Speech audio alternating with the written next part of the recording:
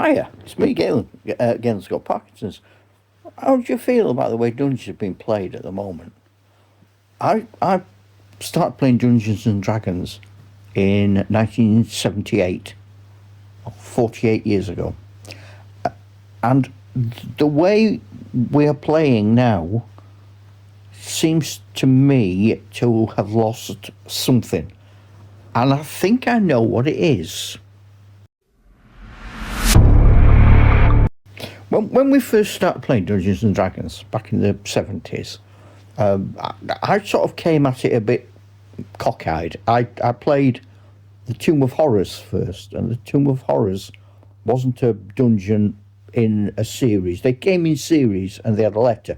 So you'd get, the first series was the Giants, G1, G2, G3. And then there was a special, S1, S2. Tomb of Horrors was S1. So it was a standalone dungeon. And when we played it, we were advised with the magazines and things at the time to play it with a chess clock for a DM. So the dungeon master would have a chess clock or a stopwatch. Nowadays, it'd be even easier, wouldn't it? You could just use your phone. But we had a 10-minute rule. And in that 10 minutes, you had to sort out a turn. That's gone. It seems to be being played now on what people are calling initiative. We didn't call it initiative in the 78. We called it dexterity. You threw 3d6 before the game. If you got a high dexterity, say you threw 2 6s and a 5, you probably choose to be an elf. You wouldn't be a dwarf. So you threw your dice for all of your characteristics. Then you looked at your characteristics and you thought, yeah, I'm big and strong, and that makes me slow, therefore I'm going to be a dwarf. You didn't say, I am going to be a dwarf. Oh, I wonder what I'm going to throw. Because you might throw silly statistics. You might get the wrong ones. They get modified nowadays. Yes, I get that. I modify mine. I don't think that's a problem. Okay? So that's not the problem. Don't think I've watched it to that. I know what the problem is now. No, that's not the problem. Initiative's not the problem. So, when you played a dungeon, you would have a sequence of dungeons. Okay? But there was the 10-minute rule that was applied. So, I've recently played a dungeon, and it went like this. You're going down a corridor. Right. We've got a halfling who's a rogue, and his special skill is detecting traps. So we all sat round while the character went forward an inch. Have I detected any traps? Oh, throw a dice. No. Have I detected any traps? Throw a dice. No. Have I detected any dice? Have I detected any dice? Yeah, you probably have. It's Dungeons and Dragons. They're everywhere. Have I detected any traps? No. I've got forward an inch. Have I detected any traps? No. And that went on for about 25 minutes while everyone else sat around that going, oh, no. Then came to a door. Is it trapped? Throw a dice. No. I'm looking at the handle. Can I see any traps? No. Are there any markings or suspicious piles of bones with a big spike through them? No.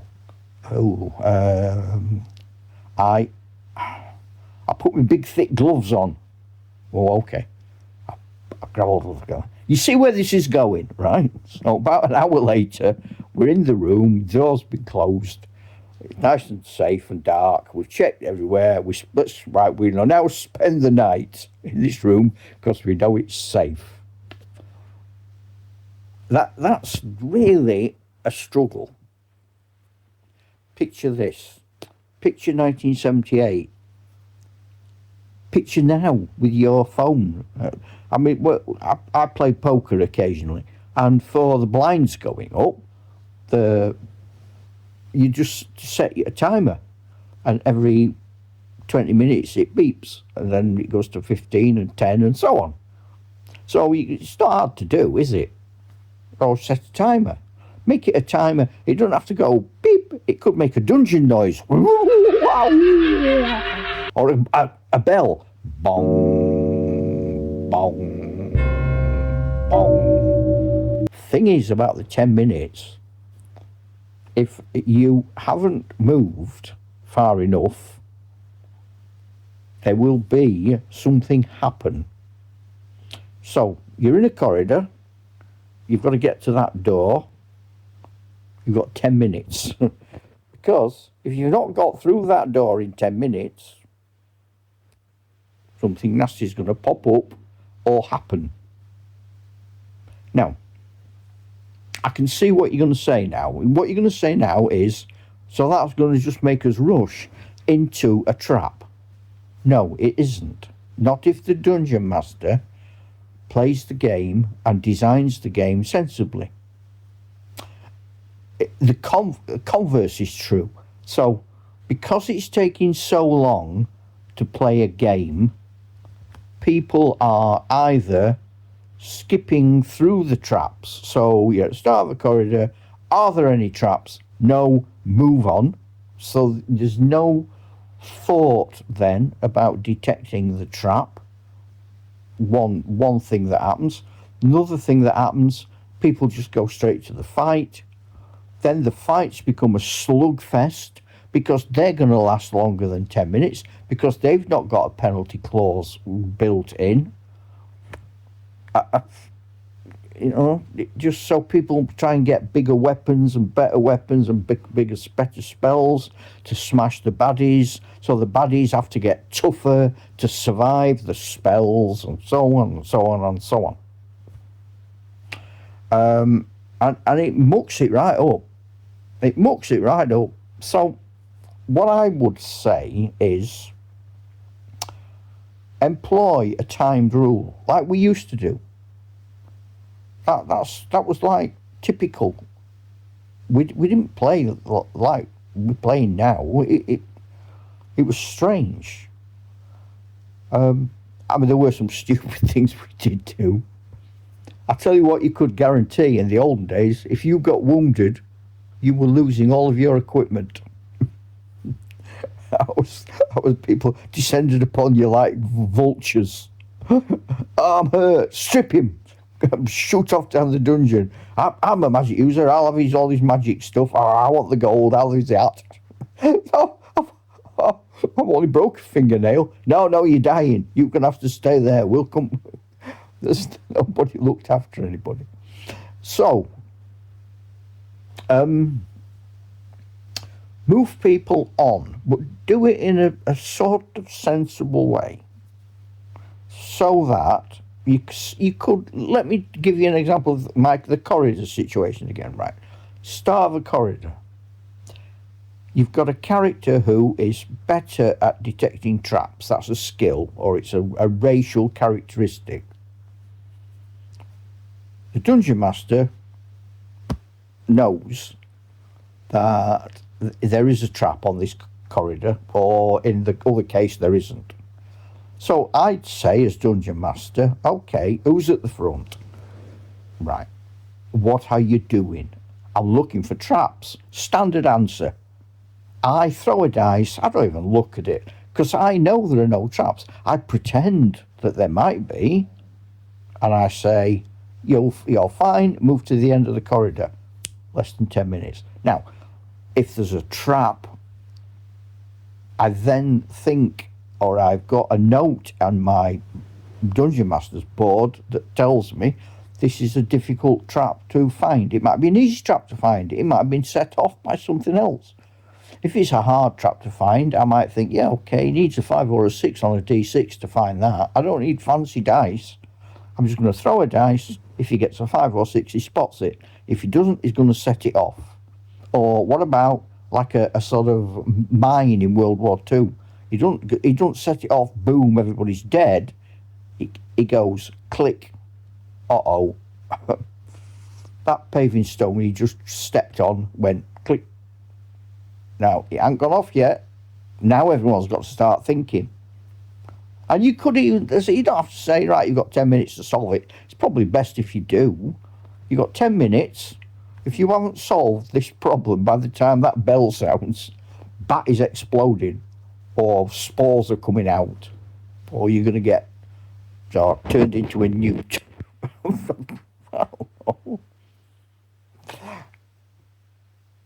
Yeah, have a think about that, because there aren't. I use the original first edition Dungeon Master's Handbook and the first edition Dungeon Master's Player Guide. The things we had in there to keep the game flowing have gone. So another thing, and this I'm going to finish on this, is injuries, right? So this isn't something, oh, it was better in the past. No, it wasn't. Right, so you're going down the corridor. We're doing the 10-minute rule. Going down the corridor, click, oh, there's a trap, I've got 10 minutes to solve it. Oh, I haven't. Everybody knows now, because they know we play the 10-minute rule. Players are not stupid. They've gone to 9 minutes, they've all beetled off. They're all hiding. And this poor dwarf, he stood on this thing going, So, 10 minutes, bong, the bell sounds on somebody's phone. Poof, little arrow flies out the wall. It's the dwarf in the cheek. Now, usually what you'd say is you've lost 12 hit points. And it makes no difference whatsoever. Because until he's got no hit points, nobody could give a monkeys. But what about if you have an injury chart? And you throw a D20. And the D20 says you've been hit in the cheek. And then you throw the D20 again, and you get an 8. And an 8 is a broken cheekbone. And it gives you perhaps a counter, a little red counter, like a blood spot, which you keep. And you lose a dice. And if a medic comes along, you got a cleric, or you get medical treatment, you can get your dice back after a certain number of hours. Might make it more interesting. I do think there's people starting to feel around me where we play that dungeons are getting a bit boring. And they aren't. They're exactly the same as they were in 1978. And we've acquired all that knowledge. So why aren't they better? Usually, if you've done something for about 50 years, you've improved it. It strikes me as a player of 50 years experience, we've made it worse. What's the matter with us? Yours sincerely, Grumpy. Ta-da, Chuck.